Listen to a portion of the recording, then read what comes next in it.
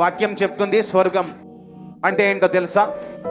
ఆయన సింహాసనం అంట, అది ఆయన ఆఫీస్ అంట, మరియు భూమి ఆయన పాదపీఠం. పాదపీఠం అయిన దాంట్లో ఆయన ఎందుకు నివసిస్తాడు? దేవుడు ఆరాధించే వారి మధ్యలో నివసిస్తాడు. కానీ ఈ రోజు క్రైస్తవుడు నిరాశలు ఎందుకున్నాడు, లేదా కన్ఫ్యూజన్ ఎందుకున్నాడు? ఎందుకంటే నెక్స్ట్ స్టెప్ ఏం తీసుకోవాలి అనేది వారికి తెలియదు.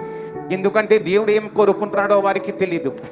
ఎందుకు తెలీదు అంటే, ఎందుకంటే దేవునితో అలాంటి సంబంధం లేదు కాబట్టి. రైతు విత్తనం వేయాలనుకుంటే మొదటిగా భూమిని దున్నాలి. కొన్నిసార్లు మీరు ఆరాధిస్తున్నప్పుడు ఒకవేళ భూమి సిద్ధంగా ఉంటే అప్పుడు దేవుడు మీతో మాట్లాడతాడు. కానీ జనాలకు ఆరాధన ఏంటో తెలియదు.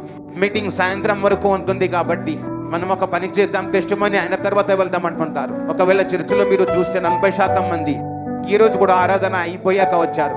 వాళ్ళకి అనిపిస్తుంది చర్చిలో మొదటిగా ఆరాధన ఉంటుంది, దాని తర్వాత వాక్యోపదేశం ఉంటుంది, అప్పుడు వెళ్దామని. ఇప్పటికీ అదే విధంగా కొనసాగుతూనే ఉంది. ఆరాధన యొక్క విలువ జనాలకు తెలియదు. మీరు ఆరాధించినప్పుడు దేవుని ప్రెజెన్స్ మీ జీవితంలోనికి వస్తుంది. ఆయన మీతో మాట్లాడతాడు, మిమ్మల్ని విడిపిస్తాడు, మీ కన్ఫ్యూజన్ని తీసివేస్తాడు.